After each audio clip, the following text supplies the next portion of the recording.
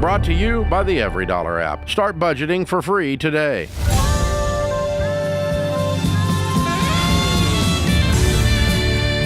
Live from the headquarters of Ramsey Solutions, it's The Ramsey Show, where we help people build wealth, do work that they love, and create actual amazing relationships. George Kamel, Ramsey personality, author of the #1 best-selling book, Breaking Free from Broke. He is my co-host today, and we're here to help you guys. Also, check him out on YouTube. That show's going zoom, zoom. Phone number here is 888-825-5225. Darlene is in Philadelphia. Hi, Darlene. How are you? Hi, Dave. I'm great. Thanks for taking my call. I feel blessed today talking to both of you. Well, we're honored to have you. How can we help? So I just wanted some financial advice or thoughts. I'm 54. I've never been married. I have no children. I live in a different state than where I grew up. And as I'm aging, I'm realizing that I will likely move back to my home state to have that support in aging in about 10 to 11 years when I retire. But a job opportunity came up this past fall that I applied for and wasn't expecting to get, but they did offer me the job. And I just have some financial concerns about it. I'm not sure if it's wise for me to move back now. So one is the salary, and this is through negotiation. They're offering me what I was making last year at my current employer. Currently, I have a pension. If I leave now, what do you make? I make, right now I make 104, almost 105. Mm-hmm. But we have a lot of overtime. I work in healthcare, and I'll be making gross about $11,000 in the overtime this year. Mm-hmm. We have a pension. If I leave now, it'll be about $400 a month as opposed to possibly, I think I figured out, possibly $1,800 a month. So the overtime, they're 403B. They don't start matching. I have to be there a full year before they start matching. And now, what are they going to pay you? What? What are they going to pay you base? 102.5. And where is it? It's in upstate New York. It's in Binghamton, New York. I'm guessing less expensive than the Philadelphia area that you're in now? It really isn't. About the same? Isn't. Housing is, but and I go back frequently because I have an elderly father and my family's there. Really, it's not. There's a lot more taxes. Income tax is going to be more than what I pay here. Utilities. I was just looking at my dad's utility bill, and they tax a lot compared to what they do here in Pennsylvania. Can you afford to live there comfortably? Are you debt-free with an emergency fund? This wouldn't really cramp your lifestyle too much? Yes. Okay. The numbers are fairly equal. You're not telling me. It's not a 50% pay cut. Yeah, it's not like 150 versus 100. It's 102 versus 104 versus a little bit of difference in cost of living one way or the other, a little bit of taxes one way or the other. So the question comes down to, where does Darlene want to live and where does Darlene want to work? Okay, because I was concerned about the pension, losing that money for the pension, as well as the overtime that they don't give. I wouldn't make overtime there. I wouldn't have to work as much. But the overtime. What does Darlene want to do? Okay. No, do you want to be working overtime? What do you want to do? I'm used to the money, and I got to be honest, Dave, everything that you speak is how my parents raised us. I mean, it's to a T. So I just want to make sure I have enough money going. Are you nursing? Moving back. Am I what? Are you a nurse? I'm in rehab. I'm a speech therapist. Okay. So you can pick up side hustles, too, if you wanted to. I can, but right. I did side hustles for 22 years, so I wouldn't. No, I'm saying if you're going to do overtime, overtime's called side hustle. It's the same thing. Yeah. So if you were up there and you picked up a side gig doing some tutoring, so to speak, then you could offset the overtime difference. So it really does come down to quality of life. Because the numbers you're giving me aren't like, whoa! There's not any real thing that breaks the camel's back here. So no straw here. So that's what I wanted to get clear because just the thing was the pension and the overtime so here's throwing me off. But you're a very analytical person, and I am too. But I want you to just say, okay, God, which of these two things gives me peace? Right. Mm-hmm. What causes you to exhale? And as Deloney says, your shoulders drop. Is it staying or is it going? And that's the answer to my question if I'm you. What do you think, George? Yeah, well, I think there's more than the numbers here that she needs to dig into. Of what is it the fear of just change at 54? Is it going to be... She's going to do it anyway. Is the grass greener on that side? What if I move and life isn't different? And so that's the stuff you got to grapple with on top of just doing the budget. And I think the numbers are going to work themselves out. It's more the other pieces that I think she's really concerned about. There's no grass that's green up there this time of year on either Exactly. place. But, It's going to be cold either way, Darlene. So just make the move, be closer to family, and you're a hard worker. You're going to be fine financially. Yeah, you're going to be okay. And nothing's set in stone. And by the way, if you don't like it, you can change it. But yeah, I think that's a good idea. You know, it is real smart to look at cost of living, because everyone automatically assumes, and she's very wise to have done the research she's done, they automatically assume if you're going to a different area that it's going to be a lot more, it's going to be a lot less, and sometimes it is, but main factor in that, like as she recognizes, usually real estate. Oh, yeah. Usually that's the main difference. I mean, the difference in, Los Angeles or San Francisco and, small town USA is, gas prices, little. Bread and eggs, little. Housing, a lot. That's the one. Yeah, that's the one that throws you, and it just changes everything. In Tennessee, we have no income tax, so people don't realize if you get a job in Tennessee, even if a pay cut, it might be equal comparatively to California or New York, where you have a lot of income taxes. Yeah, that's those. I was noticing an article this morning. A million people have left New York and California. Wow. Because we've been covering this since COVID with the migration that in the happened. last 12 months. And it just has continued. Yeah, it's continued. And they're landing in income tax-free states. Look at that. Texas and Florida are the two primaries, and Tennessee falls in there too. But they land in income tax-free states, and they land in states that were open during the draconian shutdowns. And so freedom issues. And so financial and political. I mean, it's a million people have been displaced. Wow. A million. And left those two states and went somewhere else. So, yeah, that does enter into it. Taxes, it turns out you can't tax the rich. They leave. They will just, peace out, I'm gone. They leave. They have options. So much for your theory on that. I'm done. Load up the U-Haul. Oh, wait, I'm rich. I'll let someone else load up the U-Haul. That's the real flex. Yeah. That's where I want to be in life. So, no movers ever again. I'm not doing it. I'm not lifting a finger. Yeah. And also you need to somebody said, Dave, you have a pickup. Do you have those friends that ask you to help them move? And I said, no. They wouldn't be friends. No one's I'm ever not texted moving you anybody. saying, Dave, can I borrow the truck? You want me to help you move? Do you mean you want me to pay your mover? You want me to help you move? Is that what you mean? I would rather support a GoFundMe for you to get movers than me help you load up that truck. I'm not doing either one. If you need a GoFundMe to move, you got other issues. Don't ask Dave to borrow his Raptor. He will not allow it. No. Get your own Raptor. Or my 64-year-old back, either one. You can't have either one of them. This is The Ramsey Show.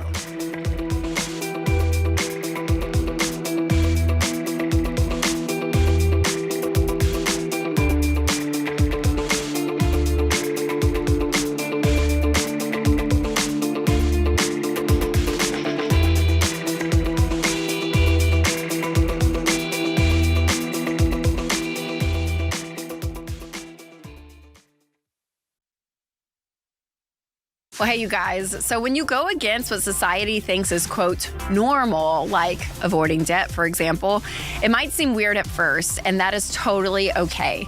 Because we want you to be weird if that means you're doing things intentionally, including how you spend your healthcare dollars. And one way to be intentional is with Christian Healthcare Ministries. CHM isn't health insurance. They're a health cost-sharing ministry that's helped hundreds of thousands of families like yours take care of healthcare costs without sacrificing their freedom. Programs start as low as $98 a month. So find out more and join at chministries.org/budget. That's chministries.org/budget.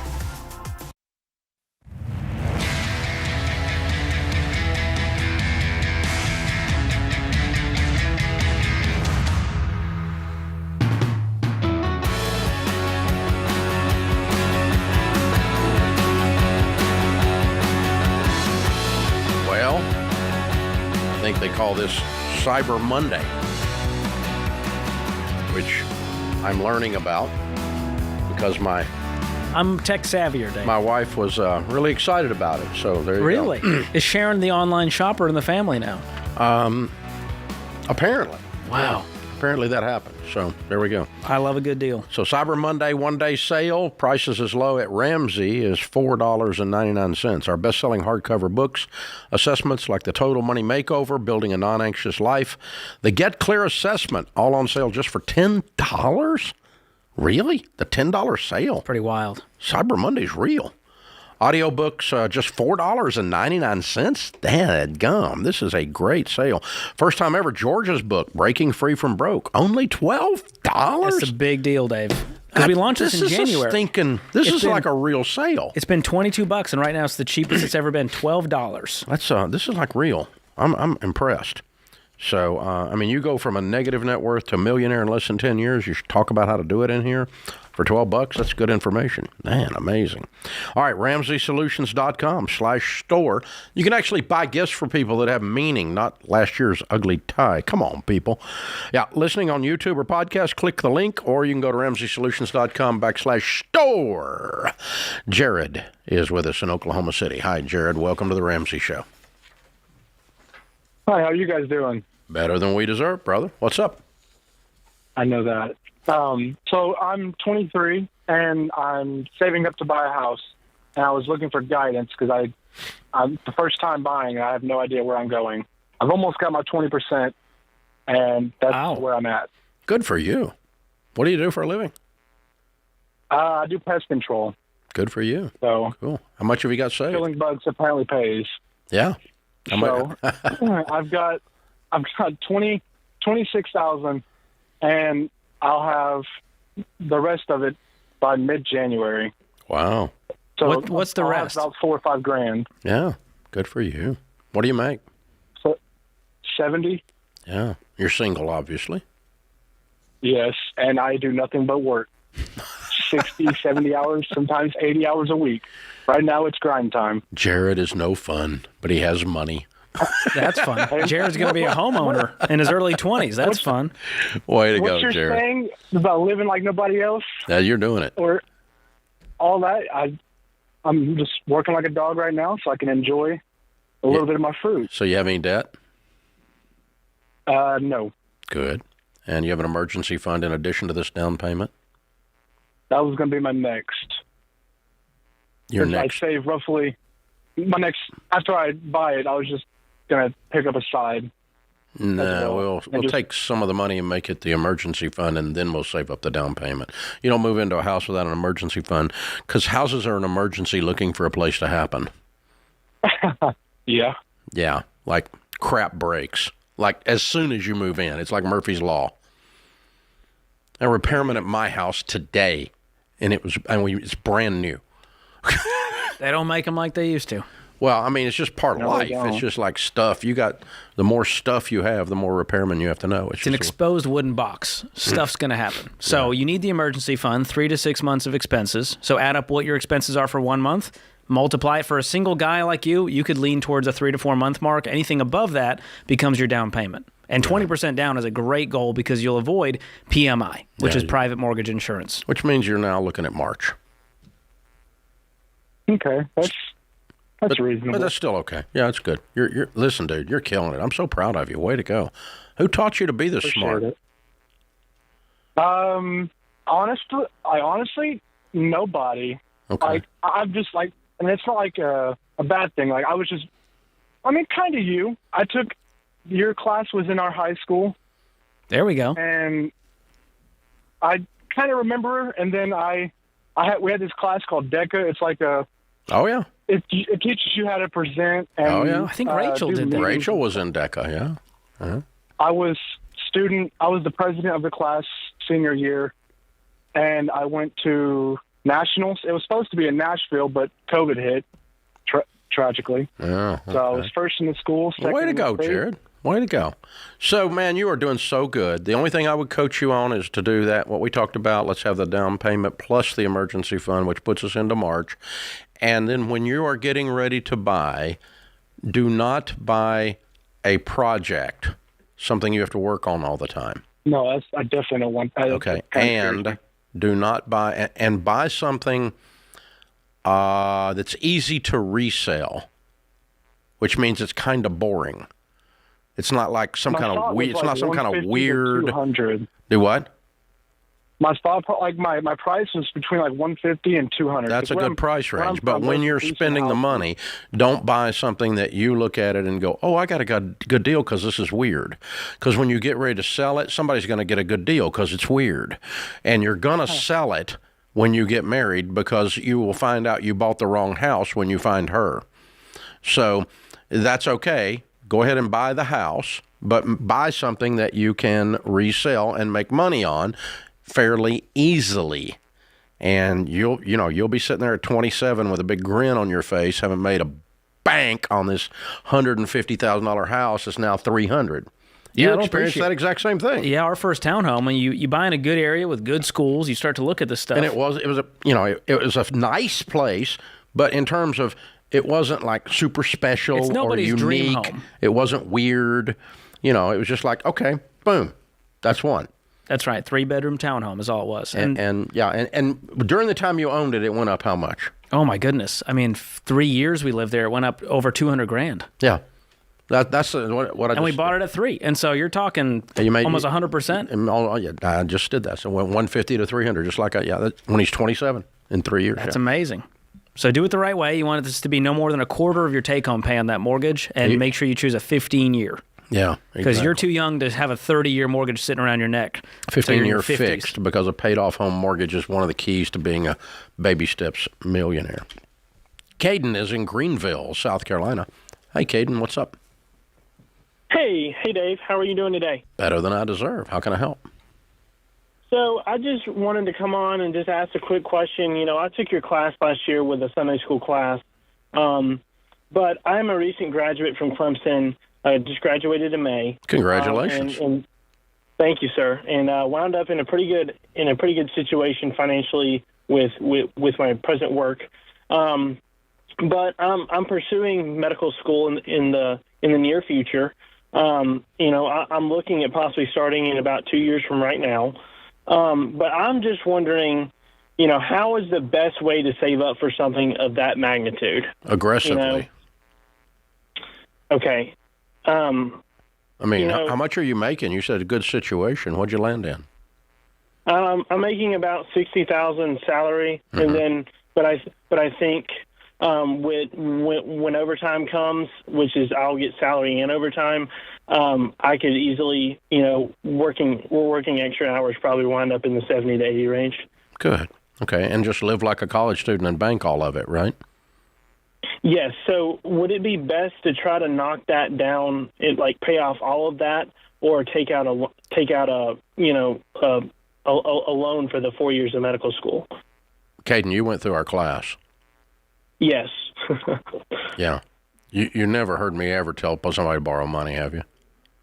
No, sir. Probably not going to start today, brother. Dang, that would have been amazing, though. Caden was the first one ever. He made it. Dave said, all right, I'll make it. Yeah, I want you to save like a maniac, and I want you to go to a medical school that you can afford. And I've got a feeling you're going to be almost ready to pay cash for it if you watch what you're doing. Now, the problem with medical school is people get so excited when they get accepted, and sometimes they get accepted to a place they can't afford. And very few times do you go to your doctor and go, wait a minute, doc, before we do the exam, where'd you go to school? No one asks. All they ask is, do you have that MD? If there's a frame on the wall, I go, all right, I'm good. I'm assuming to start with that you have a clue. An MD. Do your research. That's what you're after. So find out what these schools cost and choose an affordable one. It's a big difference out there. Huge spectrum. It's mind-blowing what some of these places charge. It's like all college, for that matter, and what some of them don't charge. This is The Ramsey Show.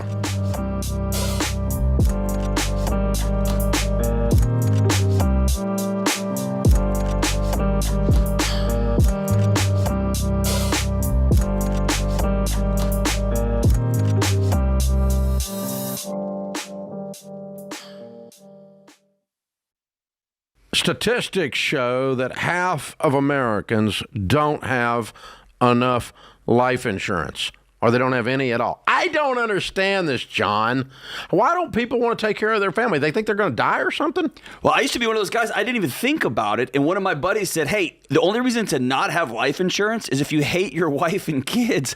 And I immediately went and got term life insurance. That's a gut punch. And, you're telling me, and for decades, Dave, I've sat across people who've lost a spouse. They've lost somebody important to them. Me too. They don't know what to do next. Me right? too. I mean, you're going to have a crisis here.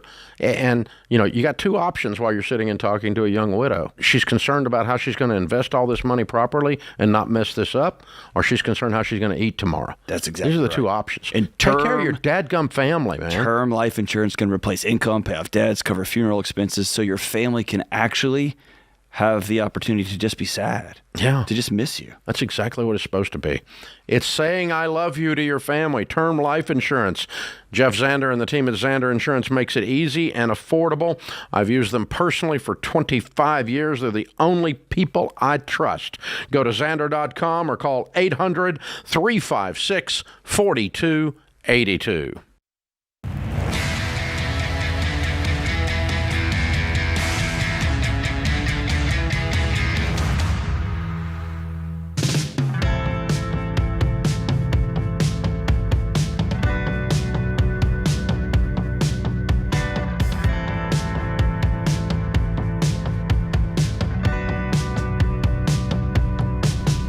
George Kamel, Ramsey personality, #1 best-selling author, is my co-host today. Open phones at 888-825-5225. Lauren is in St. Paul. Hi, Lauren. Welcome to the Ramsey Show. Well, hello, Dave. How are you today? Better than I deserve. What's up? Okay, I have a question regarding long-term health care insurance. My husband and I, back when we were married, bought whole life insurance policies because that's what our parents did for us, so we changed them over, on and on. Our financial advisor is suggesting that we cash those in and invest in a long-term care insurance for nursing home and that in the future. Just wondering what your thoughts are on that situation. Well, cashing the whole life in is a no-brainer, assuming you have enough life insurance to take care of you. What's your all's net worth? Right now, about $600,000. Okay. And how old are you guys? We are 62 and 64. Okay. If he dies with no life insurance, are you okay? Yes. No, I mean financially. Yes, I would be fine. Yes, because that does not include what his so he's a minister, and he would get like a retirement through there also. That survives him. Yes, yeah. He cannot collect that till he's 67 and a half. But you can collect it if he dies. Yes, I can. Okay. All right. So you're okay to eat. You don't need life insurance. So dropping the whole life is a no-brainer. Okay. Right. Now, long-term care insurance, what you want to do there is you want to shop it among several different companies. Okay. And basically try to get the best deal, in other words. And so I don't know what's your financial advisor. If they're selling only for one company, that's a problem. Do they sell only for one company? No, she suggested several different ones. Good. Okay, that's a good. Here's what you get. Here's what you get today. You get 3 years of coverage, and that will cover 90-some-odd% of the cases. Very few people live 3 years once they get to a nursing home. Statistically, it's 2.8 years. Okay. On average. Okay. And what normally happens is mom and dad go along like you guys have, and you got a good nest egg here, and 75% of you ladies outlive their husbands. I don't know exactly what's going on there, but we'll talk about that later. So, so Papa goes into a nursing home, burns up $300,000 or $400,000 because it's $100 and something thousand a year. And if he's there 3 years, it's $300,000 of your $600, and then dies and leaves Mama with the nest egg having been scrambled and fried. So I think you guys are a real candidate for nursing home insurance. The 3 years of coverage that you probably can buy, and it's fairly reasonable if you shop around. And You want to, look for a feature that has in-home care as well, because it's sometimes cheaper and oftentimes a better quality of life to have in-home care. And so, yeah, I think you're getting good advice. Okay. No red flags here. Yeah. What our concern was, it would swing us up to quite a big payout every month for this insurance, and so just how much are they quoting you? $679 a month for both. That would be $200,000 life insurance or long-term care policies. Yeah, and how much are you getting out of the whole life policies? What are they valued at right now? Yeah, what's your cash value you're going to get when you close them? Between the two of us, around $52,000. Yeah, so it pays for it. But the cost seems very reasonable. I mean, I'm seeing the stat here in 2023. Average 60-year-old man paid $1,200 per year. That's about right for a level policy. So, I don't hear anything that your financial advisor is saying that's like shooting rockets off wrong. It's all correct. The only thing you need to do is get down in the details and understand it and get comfortable with it. You're going to use some of that $50,000 to offset your first year of costs to move that in, maybe some of the second year, and then you've got to decide how far out you want to stretch this. Now, you are 64. If you don't touch the 600 by the time you're 71, you will drop the long term because you'll have $1.2 million to $1.5 million. So you can stomach the risk at that point. Exactly. That's the point of insurance. It'll transfer risk to the insurance company instead of you. And right now, you guys couldn't stomach that with your net worth to take a $300,000 hit. Yeah. So, George, it suddenly occurred to me. I've told people all these years, don't buy long-term care insurance until you're 60. And I really haven't talked a lot about if you build substantial wealth that you self-insure until I just woke up and went, dadgum, I'm 64. So what happens if Sharon or I are in a situation where we're incapacitated? Well, we've got money. And so I don't mean that in a bragging way, but you know what I'm going to do? Get like a bed that lets up and down and hire somebody to live there and take care of one of us. Dave's not leaving the house. It's a lot, you think no. We're, You don't want to play bingo? You can do that at home. Yeah, online or something. But no, I mean, it's just that I can hire a dadgum medical butler and not think anything about it, full time. Put them in the house, take care of us or her or me or whoever it is, and the other one be just create the same exact environment but better in your own home because you got the money to do it. You're self-insured. And I just determined, that's what we'll do. So we're not a candidate for a nursing home under any circumstances I can think of. I mean, I guess there'd be some extreme thing maybe, but at this moment in time, financially, we don't need to do that.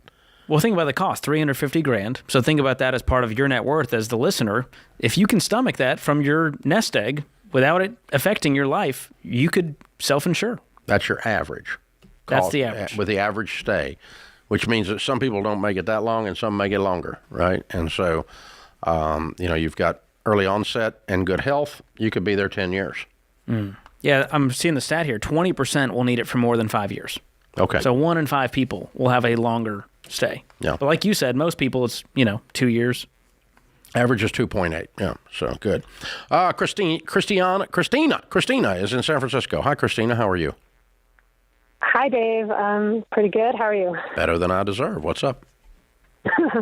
Well, I'm a disabled veteran. I got my disability in 2020, and I got a sizable check and wanted to buy a house with that. And I make about $4,200 a month on the disability, which is very good. So I ended up just buying a piece of land because the whole process of trying to find a good real estate agent didn't work out well, and then I waited to build, and then here I am 4 years later, and I have not built a house yet. There's no utilities on the property yet. I'm living in my travel trailer on the property legally, but I still don't have a house, and we're trying to work through the process. My dad is now helping me. I cannot afford really to build on my own. I need him to help me. I need a co-signer, and then you can't afford to build. And I can't afford to You build bit off by more than you myself. can chew, Yeah, honey. pretty much. Yeah. And so the property, it's in a city, it's a half acre. Mm-hmm. It's a great size. I bought it for $250 with 25% down, which was required by the lender. So I only owe about $160,000 on it, and it's worth $265, or it's assessed by the county at $265. Oh, it's worth But $365 or $400. Yeah. It would probably sell for more than I bought it for. Oh, I think so. You need So to I'm sell just it and buy wondering something if- you can afford. There's no point in keeping it. Honey, if you can't do it without a cosigner, you don't need to be doing it. You're gonna get yourself. Well, I mean, you're gonna get yourself and your dad in a pinch. Okay. I wouldn't do that. Well, but yeah, the concern is that right now I'm paying about a quarter of my monthly income for just the land loan. Yeah, so And sell the land Yeah. and go buy something you can afford. You can't afford to build on it, huh? That's what you told me. And I don't want you to do that. I appreciate you serving your country, and I don't want you to get handcuffed to a bad deal. And I don't want your dad handcuffed to a bad deal. Let's don't do this.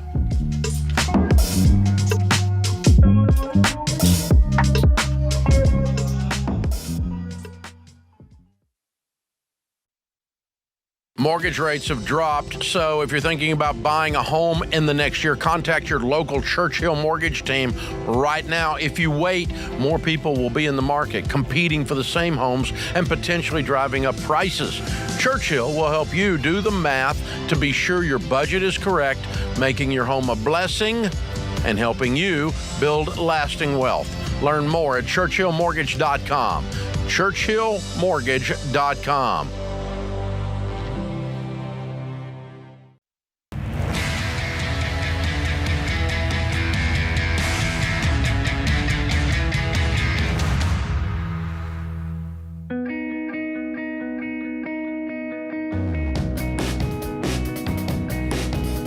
George Kamel, Ramsey Personality, is my co-host today. The Ramsey question of the day is brought to you by Y Refi. We trust Y Refi because they help people who have defaulted private student loans to refinance with low fixed interest rate that they couldn't get anywhere else. Chris had a student loan and he cut his payment by over 40% with Y Refi. Go to yrefi.com/Ramsey. That's the letter Y, REFY.com/Ramsey. Might not be in all states. Today's question comes from Glenn in New York. Should I change my investing strategy? I'm 50 years old and debt-free with an emergency fund. I currently put 10% in a Roth IRA and another 5% in my 401k from work. Should I contribute more to my 401k to max it out, or get with a financial advisor and start investing in individual mutual funds? Currently, I have around $600,000 in my 401k, and the Roth has about $20,000. All right, so we're debt-free, we're 50, that's good, we're investing 15%. So the question is, does he have a mortgage and is the house paid off? If so, I would continue to invest more and max out those accounts before working with the individual mutual funds outside of retirement. Yeah, if you're in baby step 7, meaning, and your house is paid off, we don't use the 15% rule. We say max out all available retirement accounts. Everything you can put in a 401k, everything you can put in the Roth. If your company has a Roth 401k instead of a traditional 401k, I would shift to that too. That would be my plan. But I'm with you, George. If your home is not paid off, then you need to be working and pay off your home and leave this at 15%. You're fine. You're in good shape, dude. I mean, when you are 57, you're going to have $1.2 million if you don't add anything to it. When you are 64, you're going to have 2.4 if you don't add anything to it. So that, if you're invested in good mutual funds, it sounds like you are. It sounds like you're doing the right things here all the way around. But no, I don't think you need to move to individual mutual funds. The only reason you would move some to that is if you were going to quit work before 59 and a half. I don't see that happening here. I didn't hear anything in this email that made me think that was going to occur. If that's the case, you would need to do what we call bridge investing, which is have some money that's not in a retirement account that you can get to before 59 and a half to have something to eat with. That's always a nice plan too. So that eating thing is good. So yeah, I mean, that's That's it. And George, that's the second time in this hour we've used that. So here's a little quick lesson, boys and girls. There's a thing called a math anomaly called the rule of 72s. And if you take an interest rate or a growth rate on your mutual fund, divide it into the number 72, it will tell you how long it takes a lump sum to double. Okay? And so if you're making 10% on your mutual funds average into 72 is 7.2 years to double. And so that's what I just did. I'm assuming he's going to be making at least that. If he's 50, at 57, he would have not 600, but 1.2. At 64, 7 more years, he would have 2.4. And we could go all the way to 71 and have him sitting there at almost $5 million. And this played out in real life, Dave. I went back and looked at the actual stats. Under Trump's presidency, the first term, 3.5 years in, the stock market was up 53%. Under Biden, 3.5 years in, it was up 50%. So 103% return in exactly 7 years. Exactly what you say. The stock market doubled in those 7 years. Yeah, and that's about what it'll do. So this is not just an opinion or a math formula. It plays out in reality. And that's the averages. I mean, and so we don't know what's going to happen from here exactly, but that's a good thing to kind of coach yourself along and go, I think I'm going to be okay. The key is to be investing. Raj is in San Francisco. Hey, Raj, what's up? Hi, how you doing? First-time caller, long-time listener. Glad to be on the show. Well, thank you. How can we help? Okay, so I'm a tax professional. I'm an enrolled agent. Recently on the news, I've been hearing that in order to reduce government inefficiencies, the Trump team might remove income taxes and replace them with tariffs. That's all good. That's okay. But for a tax professional, I'm 33 years old. I have like about 5 years experience in the field. How would I facilitate a career change if that were to happen? I don't think it might happen, but, just in case it does. Well, you figure out what your talents and passions were that drew you into this in the first place. So I'm guessing you're like me. You're a bit of a math nerd. You're quick with details. Your mind grasps decision-making flowcharts on things like taxes. And so, that tells me you need to move towards accounting. Yeah, maybe some other things in accounting that are not taxes, like maybe audit. Exactly. And something in private accounting. Yeah, and or finance of all kinds. And so your mind naturally goes there. And you know what? I'm with you. I don't see this as a high probability in the near future. There could be a trend in that direction. It could take a while. The chances on, 3 days after he is sworn in that you don't have a job are zero. So you're okay. We don't have to worry about this today. But what it does do, it's interesting for you personally, is it kind of gives you that wake-up call to go, hey, maybe I want to do something with my life that's more than just taxes. Maybe I want to broaden my horizons. Yeah, I've been in the field, and the whole time I've been in the field, I was thinking that there's only two things that are true: is death and taxes. Well, now we know one of them might not be true. Well, it might be true. It'll just take a different form. And so but again, the talents that you have, the way your mind works, easily for you and hard for others, it takes you towards detail and towards finance and accounting. And so, you might sit for your CPA, dude. You might move, might go ahead, and this is just a thing that says, hey, time for me to take the next step in my career, regardless of Trump, regardless of what they do. That we're not going to sit and wait around in the White House to fix or destroy our lives, either one. We're just going to go with our lives. What's the right thing to do? And so maybe this is just God giving you a little nudge. So you need to get some education, some skills, and maybe expand the horizons a bit. I would. I think it'd be good for your practice anyway. Yeah. Because right now you've got a very seasonal thing that you work like a maniac, and then you're off the rest of the year, basically. I mean, 90% down. And so it's not like September's big in the tax prep business, So, we do a little work around this time of year in the tax prep business because people are getting ready for year-end stuff, especially small business people. Those kinds of things are some moves you can make right now. You need to check with your tax pro right now, baby. But by and large, you got this sprint in the first quarter takes you down to April 15 or so, and may spill over into May with some late filings and stuff. But after that, you're just kind of out. So I'd be looking for something to supplement anyway. Absolutely. And maybe find a niche. You might find you like working with a certain type of client, and that might be your specialty that you dive into. Yeah, we've got tax ELPs, people that we endorse to do taxes, endorse local providers, thousands of them all across America, and we are not advising them to prepare for their business to end. Yeah, I'd turn off the news if you're getting paralyzed by that. Yeah, again, I have no idea any more than anybody else what the new president's going to do, but it's going to be a bit. It's going to be a bit. Things move slower than that. I don't think you're going to get a call one day and go, "Whoop, there's no income tax." Although on a personal note, it wouldn't piss me off at all if there was just suddenly no income tax. I'd be going, "Oh, wow. I get to." You mean all the things the money that I make helping people, I get to keep the money that I made? That's right, and it's not triple taxed. Instead of sending it to you people. Have you ever thought about that, though? When you're taxed on your income, you then use that money, it's taxed again, and then the person who gets that money pays taxes on the money they get as the business owners. It just keeps going. And then when you die, they tax you again. The death tax on your estate. Yep. So it's just an endless taxation of the dollar. Yeah, it's just, I have thought about it. Am I turning into a boomer? You are. You've been sitting next to one for too long, and it's rubbed off. The spirit of rage is leaving my body and moving into yours. Oh, no. Soon I'll be yelling at kids to get off my lawn. Yeah, that happened to me this week, actually. But oh well.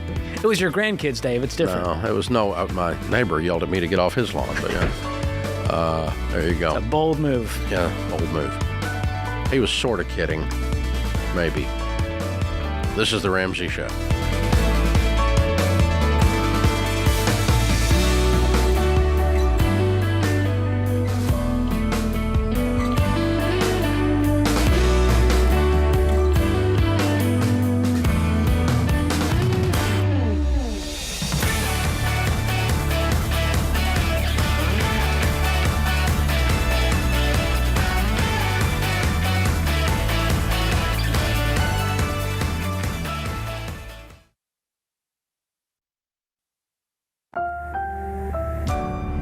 Brought to you by the EveryDollar app. Start budgeting for free today.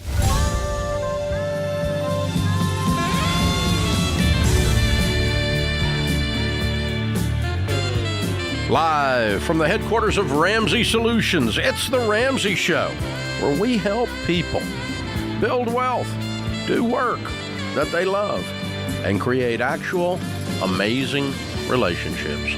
George Kamel, Ramsey personality, #1 best-selling author of the book Breaking Free from Broke, on sale on Cyber Monday right now at RamseySolutions.com. He's my co-host.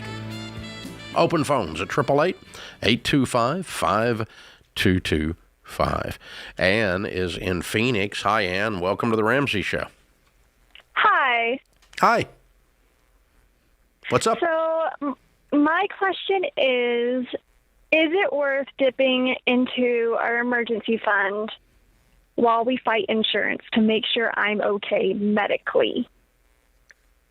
A little more into that, I think I'm having an ectopic pregnancy, and my husband's all for dipping into the emergency fund because he's already done the math. He's 20 steps ahead, and instead of fighting insurance, he would rather just make sure I'm okay literally Thursday and then fighting insurance for a month, and I have to go in for emergency surgery.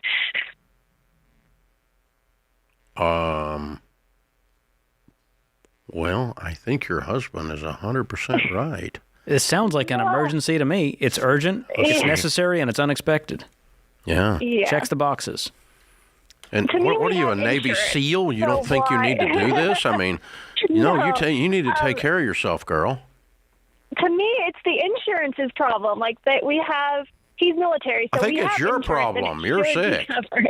Yeah. Okay. I think you fight with them. I would argue with them up and down, and I would go all, I'd go all in right now and be tearing their freaking heads off. But at the end of the day, we've been doing that for about 2 weeks. Yeah. And now he's don't stop. At the point. Yeah. Don't stop. Yeah. Just keep doing it up until the day of. But yeah, you need to go and take care of yourself. Okay. Sounds like your husband's worried about you. Yes, he is. He's very worried. Okay. What's the cost out of pocket? It would be initially just for the ultrasound. It's $500, and I had a really bad spending habit. I loved shopping. I get it from every female I'm related to. So spending money now feels like a heart attack in my chest. Oh, because you've overcome impulsive shopping. Well, listen, an ultrasound when you're having a baby is not impulse. Okay. Now, I would do this. I will tell you that if you will shop around the wonderful town of Phoenix, you will find that you can probably get that ultrasound done for $250. Yeah. There's lots of places to do ultrasounds. And their price range, again, if you say no insurance, cash when I walk in, what's your best deal? Like, I want a coupon. Like you're a shopper. Okay? Okay. You're going to find that we find this all the time. I've actually advertised for a few ultrasound places over the years in certain cities, and not one in Phoenix and not lately, so I don't know the name of it. But I remember this concept. They came to us and go, oh, the reason everybody charges $500 or $600 is because insurance will pay it, but if you walk in there with cash, you can get it for $200. And that's what that company told us that does ultrasounds. So, and they advertised that for a while to try to steal business from the insurance ultrasound people or whatever. But yeah, shop around, get a better deal, but take care of yourself, kiddo. Okay. Husband's right. You're worth it. By the way, Always right. give him a good hug. He's a good man. Okay. Showing up on the scene, taking care of his wife. Salute. Yes. He's a fantastic husband. Yes, he is. They're out there. There's also an They're app. all taken, but they're out there. There's an app called, yeah, that's true. There's an app called Billy, Dave. They're not a sponsor of ours, but they have this cool app where it shows transparent pricing for procedures. So you can type in the CPT code. It'll tell you in your area what the cheapest facility is for that specific procedure. It's pretty cool.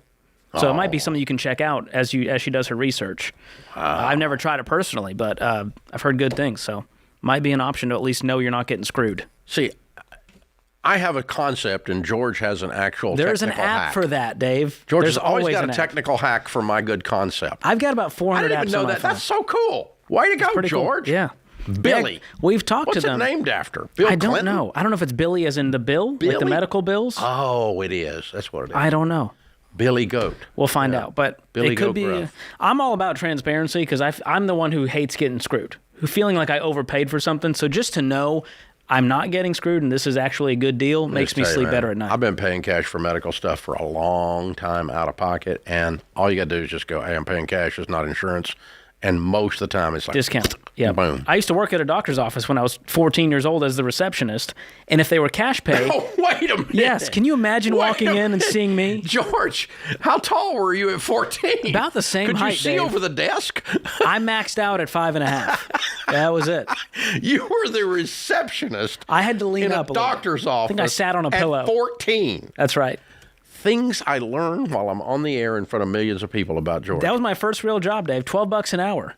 Wow. Yeah. You can pay big money back then. That was good money back then for a 15-year-old. Are you kidding me? Well, I mean, they were seriously overpaying you. But I remember we'd get the bills for the procedures, and if they were cash pay, the doctor would have me note it, and it would be a severely discounted rate. You got that at 14. At 14, I figured that out. This is how George ends up with a book called Breaking Free from Broke. That's he wisdom. knows about Billy, and he knows about I can't mow a lawn to save my life, but I know a CPT 14-year-old code. George learns the hack for the medical system.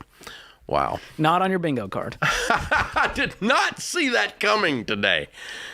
George answering the phone. I'm a Renaissance man, Dave. You It's been answered said. the phone. Did you have a little headset?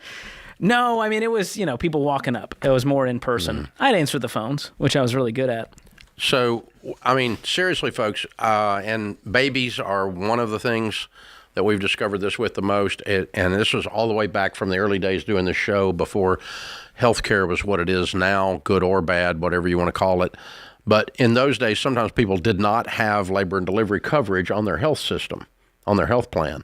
And what we learned was if you go to the hospital to have a baby, it's one of the few times that people want to go to the hospital.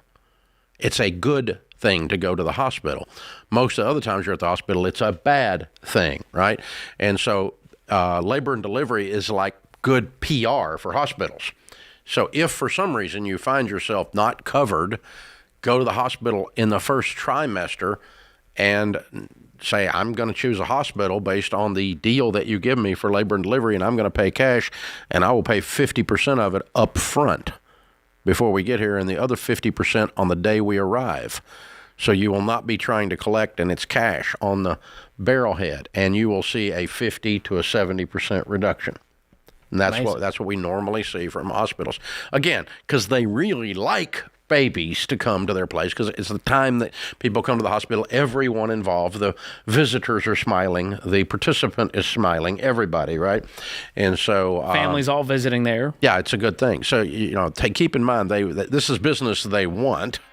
In other words, and so you're a cash buyer. You don't have insurance. This is how it's going to be. They don't have to chase you for the money. They got the money up front. Good. They like that. Serious discount. Like that works in a lot of stuff out there, ladies and gentlemen. But yes, if you are pregnant and you're having trouble with your pregnancy, that is by definition an emergency. If you need to use some of your emergency fund, that's what it's for. This is The Ramsey Show.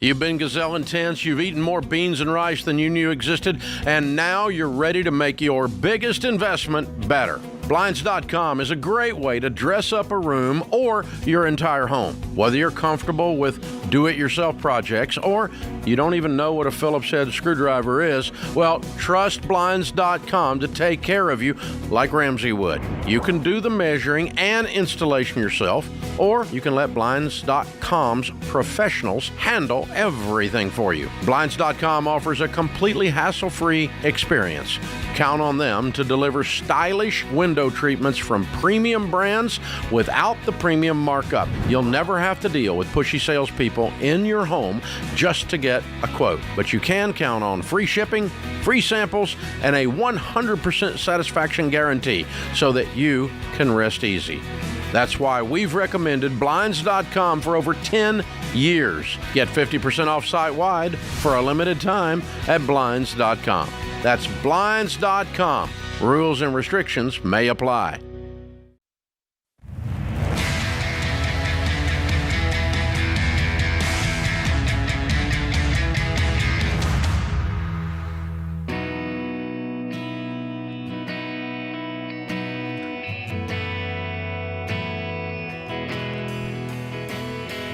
George Kamel, Ramsey Personality, is my co-host today. Open phones at 888-825-5225. DJ is with us in Austin, Texas. Hi, DJ. How are you? Hi, Dave. Thanks for the call. Sure. What's up?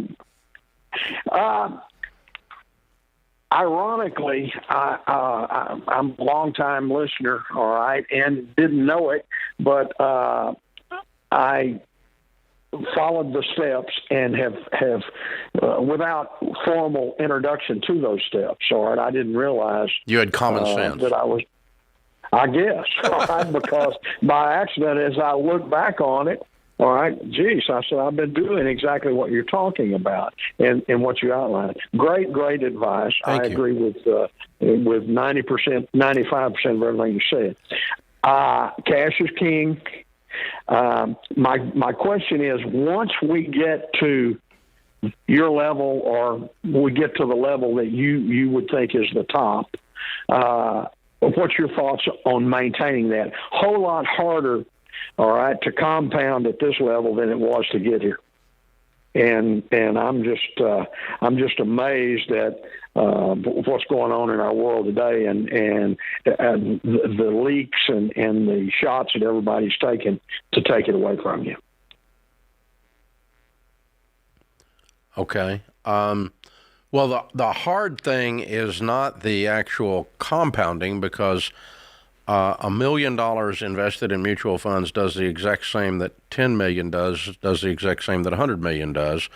It's the exact same compounding. $1 million invested in good real estate does the exact same thing $100 million does in good real estate. So the compounding is not the problem.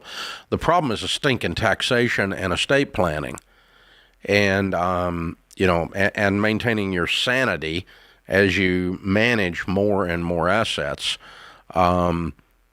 In terms of not letting it drive you bonkers, because the more stuff you own, the more repairmen you have to know, kind of thing. And so maintaining actually getting peace from it rather than anxiety from it. You know what I'm saying? So yes, sir. I know very much what you're saying. So the spiritual aspect of it is more challenging. The tax and estate planning is more challenging. And because, as you said, more people taking shots at it, and really risk management becomes a thing, because, all of a sudden somebody wants to just sue you because they got a hangnail, and exactly. And they think it's easy money. So you got to have risk management. So those are things that I've noticed have come into play, and I think you just manage those things as if they're individual sciences. That's what I've done. I've said, okay, risk management, here's what we're going to do. We're going to study that. I'm going to learn about, how to split up the pie into small enough pieces that it doesn't have a big target on it, and it's not as attractive to everyone to sue. I'm also going to not settle with anyone. I'm going to destroy them if they come after me and try to get easy money. I'm going to make an example out of them and their jackleg ambulance chasing attorney, and I've done that. I'm going to, I just set some policies in place, and said, okay, here's what we're going to do. And obviously we buy insurance, and obviously I don't own anything anymore. Everything's in some kind of a trust or an LLC or a C Corp or S Corp, one of the two. And then estate planning, I've spent, a couple of $100,000 over the last 20 years on estate planning, maybe more, to save 20 or 30 million in estate taxes. And so, and then the same thing on income tax, which is just an ongoing thing. So, all I've done is I've just had to get better at those things as the size has gotten better. But the compounding is really not any trouble with the money making money. It's kind of bizarre. Well, when you don't have debt attached to it, all that real estate cash flow is way better. Yeah.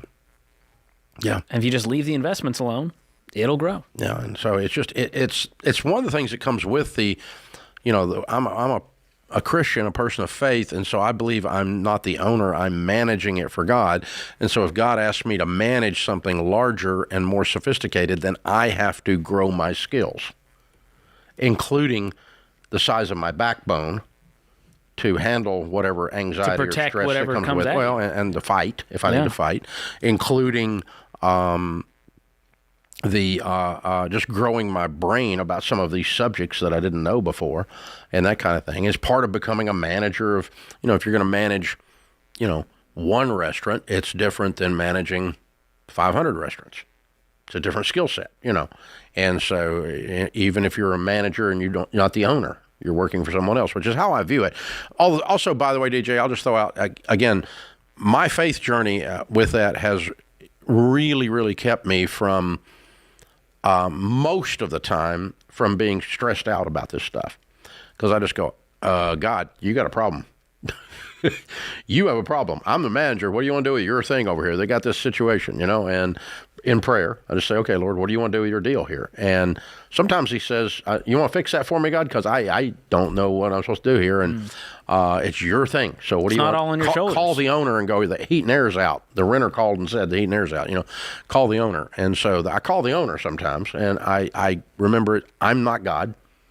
I don't have to have all the answers. I'm not perfect. I'm going to just do the best I can do with what the next right step. And that's released me from a large percentage of the stress that a lot of people feel in those situations where your wealth has compounded. You feel like you could just screw it up overnight. Yeah. I'm not going to screw it up overnight because I'm not going to make one single thing that blows the whole thing up. I'm not doing anything that's that reactionary or that risk. I'm too risk averse to do that. But yeah, it's interesting. So good stuff. All right, Jennifer is in Portland, Maine. Hi, Jennifer. How are you? I'm doing great. Thank you so much for taking my call, Dave. Sure. I've been following you for about 20 years, and when I first heard you, I became debt-free, and we moved to Maine. We paid off our home in 10 years, and it's given us financial freedom, so thank you. Well, thank you. Way to go. The reason I'm calling is I have an older cousin. I'm her only living relative. She has left everything in her will to me. She has a home that's paid for that's worth about $150,000. She has a $30,000 HELOC on there that's variable. She owes back taxes for last year of $4,300, and she's going to owe another $4,300 come due in January. She has $30,000 worth of unpaid credit cards that she stopped paying on about 3 years ago. She did have somebody convinced her to lease a Jeep, and she paid that off, but then she went back to them and took a really high interest loan out. And we're just kind of sitting here wondering what we should do. If she lost this home, she'd have nowhere to go. She's got bad credit and no money. How old is she? 77, and she's not in overly the best of health. She does have an income of $3,500 a month that we've been trying to convince her to budget the last 3 years. Yeah. And she has not done anything really to help herself. Right. So that's her problem then. Well, we're wondering, would it behoove us to pay the taxes and the HELOC off, knowing that she's going to go borrow it again in summer? Yeah, I don't know. I would hope to. This woman has a track record that's abysmal. It's like every time something gets cleaned up, she messes it up again. Right. I don't want to be a part of that. Right. Okay, so you pay off the HELOC and then the Jeep gets repoed and they sue her, and so she goes and takes out another HELOC to pay the lawsuit. That's what's coming. Yeah, I hate to say it, but I don't think she's smart enough to realize she could even do that. She's smart enough to get the HELOC the first time. Well, her husband, who is deceased. Mm-hmm. Did he do the Jeep? No. Did he run up the credit cards? Yeah. No. Right. I wouldn't do this, Jennifer. Okay. You're throwing good money after bad. I would coach her. I would love her. I would be cheering for her. I would write 0 checks. And the estate will pay off her debts, and whatever's left, if there is anything, you'll get it. Yeah, I doubt there will be. I wouldn't have any expectation there. Mm-hmm. No. I think she needs to. I would scare the P-Waddin out of her.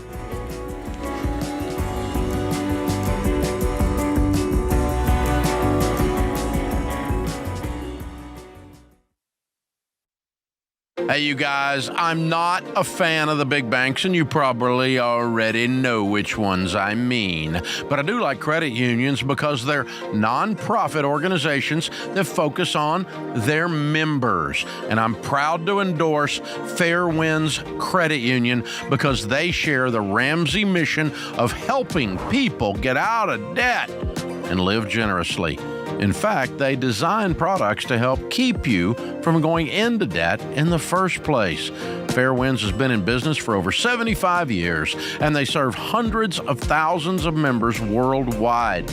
You can feel secure because your deposits are federally insured by the NCUA up to $250,000. It's easy to join, and Fair Winds partners with more than 5,000 credit union locations around the country, so you can bank in person wherever you live. But if you prefer the online experience, you can log on to Fairwinds and do anything you could do at a physical location. So go to fairwinds.org/Ramsey to learn more, and while you're there, look at the combined checking and savings account bundle they created just for Ramsey fans to help you take control of your finances. That's Fairwinds, FAIRWINDS.org/Ramsey.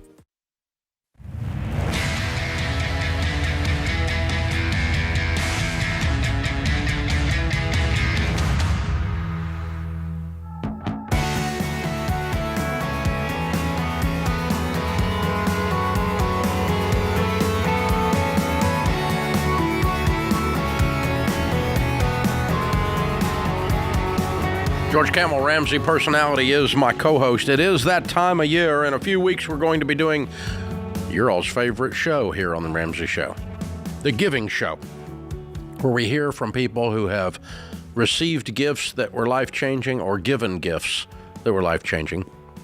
And for 3 hours, we talk about that to inspire you to live like no one else so later you can live and give like no one else. So we need to hear from you if you want to be part of that show and share your story of giving or receiving. That'll make our eyes leak and inspire people. I love it. Go to RamseySolutions.com/ask. Put giving in the subject line. Leave us a little bit about your story. Team will get with you and set you up to be part of that program. It's going to be on December the 18th, so you need to get your submissions in now. We do want to hear your story. Please go to RamseySolutions.com/ask. Put giving in the subject line. Brady is in Houston. Hi, Brady. How are you? I'm good. How are you, Gordon? Oh, David? Good. How can we help? Hey, I appreciate it. So me and my wife have come to the agreement that my current position as I'm a business owner, and it's not likely to get us to the goals that we've achieved, that we set, that we want to end up in our lives. And my question to you is, my wife is not willing to move away to find the right job that does that. She wants to stay close to her family. She's very close with them, and they're close with her. And I'm close with them as well, but I'm more willing to go out and find that job, far away from here, if that's what it is. And she's very resilient to making that change. And there's not much job offers nearby where we live, but there are, hour and a half away from here. So how you're in Houston? Communicate that? I'm in Brenham, which is about an hour and a half outside of Houston. Okay. And so Houston's my nearest big town. Yeah. And so, what kind of job are you looking for? Got all the jobs. I'm a mechanical engineer. I've got experience in oil and gas, and I've got experience in manufacturing in aerospace safety systems. I'm actually looking right now for a role potentially in oil and gas, but also in I know that there's a lot of space exploration that is. So what would you be making in the new role approximately? It would be a fourth-year engineer, so somewhere between 80 to 90,000. What do you make now at your small business? It's a carpentry business. That was a passion that I jumped into, and it varies, of course, based on the job. I've been able to maintain around 65 to 70 a year, but that's starting to show. We've got a boy, and we want to have more kids, and that's starting to show that there's something else that needs to kind of take care of the expenses than just what I'm making now in the job. How long have you been married? We've been married about 3 years now, and funny enough, she's actually a German citizen with a green card, and so there's it's funny, I talked to her about finances and stuff, and there seems to be a disconnect where obvious things to me are not so obvious to her, and I see it as from her German background. It's like very different there, and there's not not as much of a her German family is in Brennan, Texas. Part of the German family, yeah. She's got family all over the world, but her sister, who she's very close to, they were her sponsors coming over. I met her through her family, and so I ended up marrying her, but we're close to her family who's here in Brenham. Yes, sir. Her family is her sister? Her sister and her brother-in-law. They own a That's the whole family hold. No, she's got a mom in Germany. That's what I'm asking. Why in the heck you're staying in Brennan? Her sister is why you're staying in Brennan? It's not exactly your mom. It's not exactly her mom, and you got the grandkids you're running off with. This is very true. Very true. Her background or their family is very rough. A lot of bad stuff with her parents. Okay. Her sister was her mother, acting mother kind of thing. Okay. Here's you guys are just got to sit down and talk about, okay, these things all don't go together. There's not a $90,000 job for me here. Right. If you are in agreement that I need to get a different job, you are saying we need to move closer to Houston. So instead of being 10 minutes from your sister, you're going to be 45 minutes from your sister, and I'm going to have a 30-minute commute. You're going to move between the two. Right. Sure, yeah. That's reasonable. Yeah, absolutely. But if you can't communicate that kind of basic stuff, you got other issues, like marriage issues. Oh, no, yeah, and that's it's not so much she's willing to move. No, she's not. That's why you called me. Well, she's faithful as a wife, but she also has this. That's not the point. I didn't say she was unfaithful. You called and said she's unwilling to move, but we're in agreement that I need a new job. That's exactly what you said right here. I heard you. Right. Yeah, okay. So quit changing the story. And if she can move across the world, I think she can move an hour away. From her sister. It'll be okay. You can visit her on the weekends. Yeah. So I think there needs to be some compromise here. Yeah, I mean, and again, I'm not saying move to freaking New York City. You're moving closer to Houston, where you have a 30-minute commute instead of an hour and a half. And then when she sees her sister on the weekend, for God's sakes, you drive an hour over there. I mean, this is not. He wants to be he wants to be a rocket scientist. So here we go. I'm kidding. I'm kidding. It just flashed through my head. I almost said it, but no. We have a problem. No, I mean that's you are in the hotbed if you want to be in the space world. My God, you're in Houston. You can't. There's nowhere else other than Cape Canaveral that you could do better. So, but you're gonna not commute an hour and a half so she can be near her sister. That's asinine. I think we're gonna FaceTime for a while. Yeah, it'll be okay. Whatever. I mean, again, I'm not suggesting you completely disconnect, that you never see them again or whatever, but if you actually add up the number of hours that you spend with them during the week versus the number of hours you spend at work during the week, these two things are not compatible. So it's illogical. It's silly. And we're both in agreement that me working all the time as a carpenter, my passion job, I think he said, is not working out. So, okay, good. So get you an engineer job up towards Houston, move your butt up there. And then, for God's sakes, hire her a driver and send her down to her, to the sister if you have to. Whatever you got to do. I mean, it's not really this is not hard. It's not hard. So you can't have this both ways. You can't say, oh, you need to make more money. We live in a dinky town that doesn't have a whole list of mechanical engineers. Now, if there's mechanical engineering you can do remote in the oil field, you might be able to do some remote work there. I don't know how that works. I was thinking about that. Then maybe you can land that, and I'll just shut up and you just stay there. But you need to go find some actual jobs and make her turn them down. Not theory. Especially if it means a 50% pay increase. Well, that's what he's pretty looking wild. at. That's what he's looking Going at. from 60 to 90. It's serious. That's what he's looking at. So, yeah, that's it. So, all right, open phones at 888-825-5225. There's a reason, folks, from an economics perspective. One of the classes I took way back in college when the dinosaurs roamed the earth, and I was getting my real estate degree, urban economics. And urban economics are different than rural economics. There is more opportunity in a metropolitan area with a larger population. There is also the downside of a higher expense for real estate typically, and there's the downside of there's a dadgum many people, and not all of them are fun. And so, you move to the city if you're gonna move into some careers.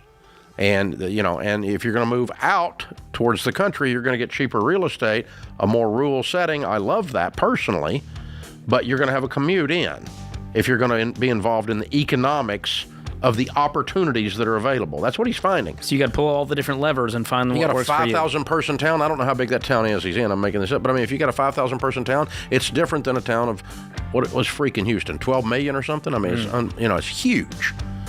And of course, it takes 7 hours to drive across the whole thing. But yeah. Yeah, Brenham's got 17,000 people.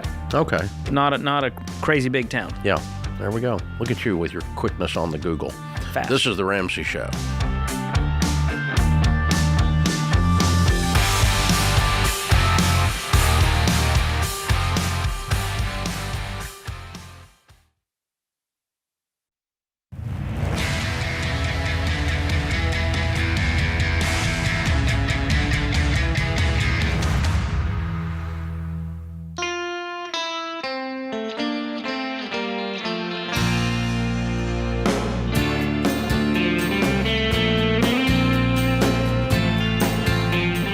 best way to build wealth is on purpose.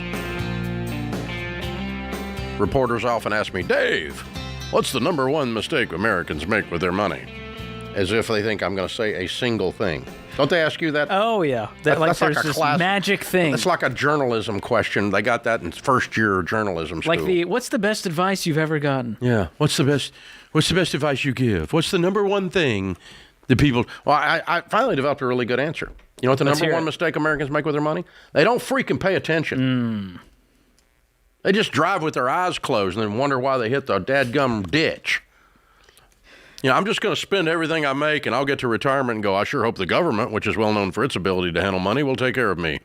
That's dumb. I'll just buy now, pay later, and swipe my life away and hope for the best.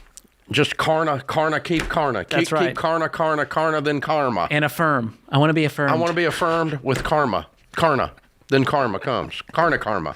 Oh, credit karma, karma. You're killing me here. I was buying a T-shirt with a smart aleck saying on it. Can you imagine that? They offered me payments on the T-shirt, George. I can't. This is the problem. Okay, so let me tell you how you build wealth. You pay attention. You're intentional. You make your money behave instead of wondering where it went. That's called, one of the things you do is you do a budget. You sit down, you go, okay, I manage freaking $100,000 a year and I have no idea. That's dumb. If you work for somebody and that was your job, you get fired for being incompetent. If you're in the government, you get promoted. Well, we're not talking about that. You just get me mad now. Don't do that. Sorry. We're talking about real people, not government people. These are not bureaucrats. These are humans. And we just don't pay attention. Pay attention. Write it down. Agree on it with your spouse. Give every dollar an assignment before the month begins, and then crack the freaking whip on those dollars and make them dance a jig so you end up with something out of it. I mean, get the chair out and the whip. You remember the old cartoon, The Lion Tamer? This money, it's going to eat your butt if you do not take care of it. You know why other people have more? You know why the rich get richer and the poor get poorer? Because the rich people keep doing rich people stuff. You know what rich people stuff is? They pay freaking attention. They learn about investments. They invest. They do a budget. They agree on spending with their spouse, and it keeps working, and they keep doing it over and over and over and over and over again. And you know, you can't say, thank God it's Friday, oh God it's Monday, and end up anything but broke. Spend everything on the weekend.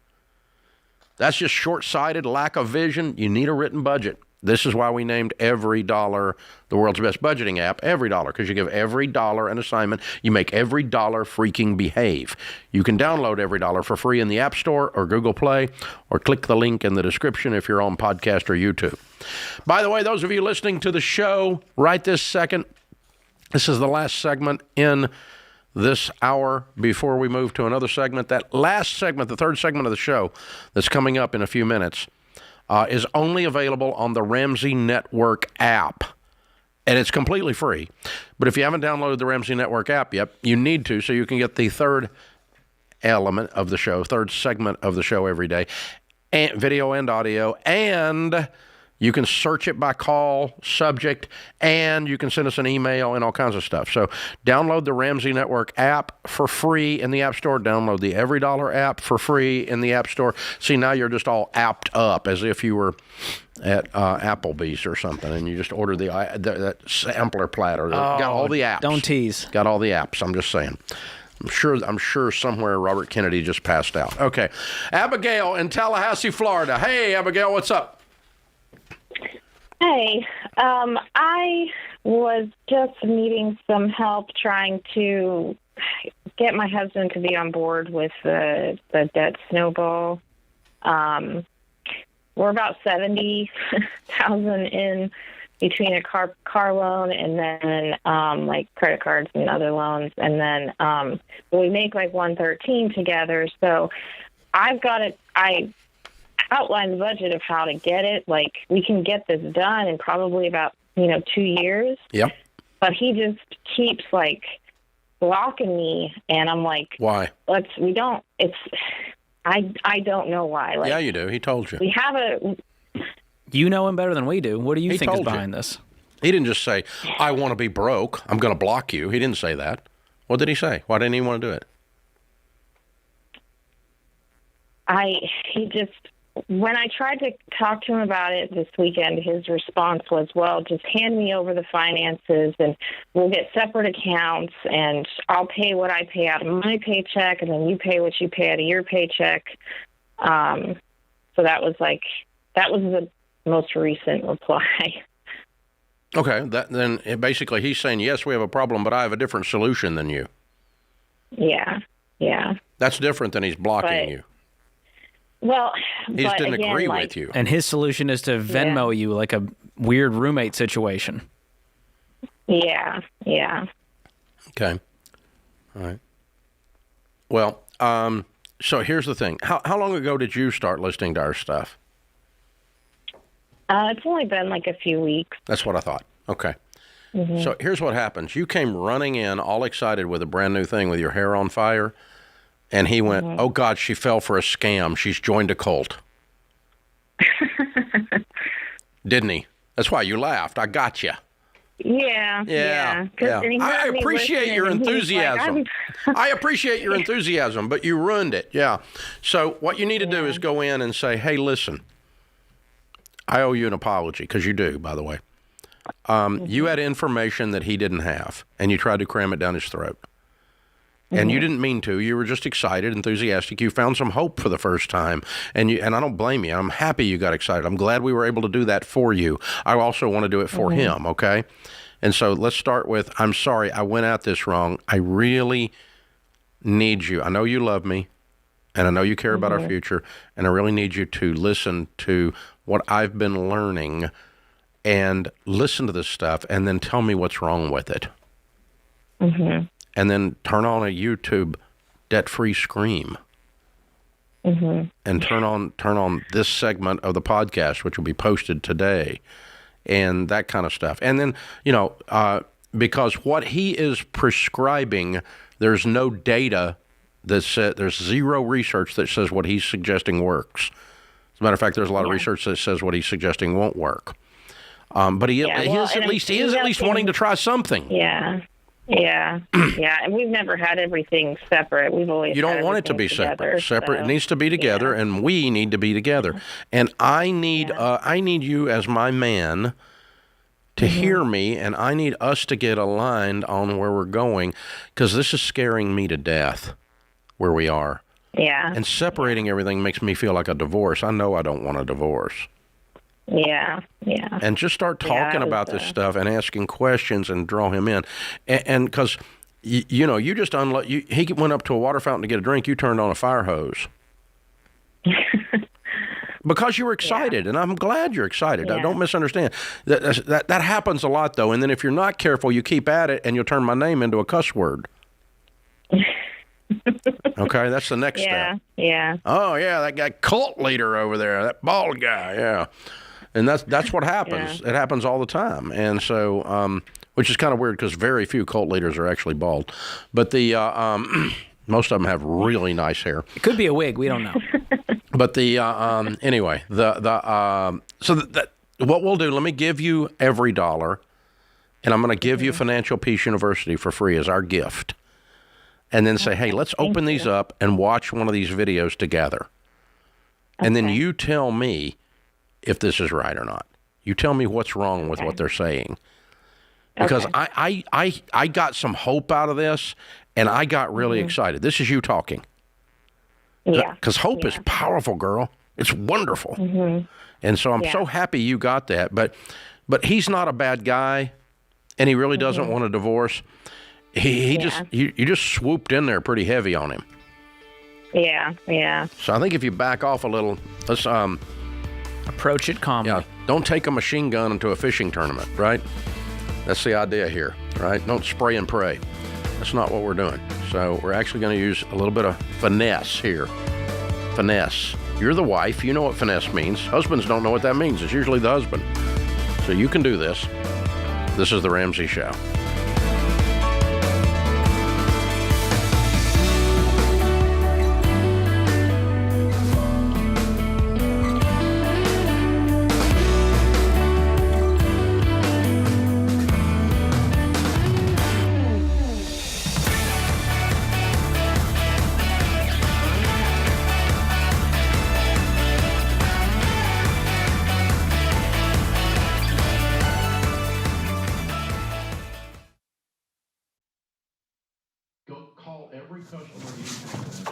Hey, what are you still doing here?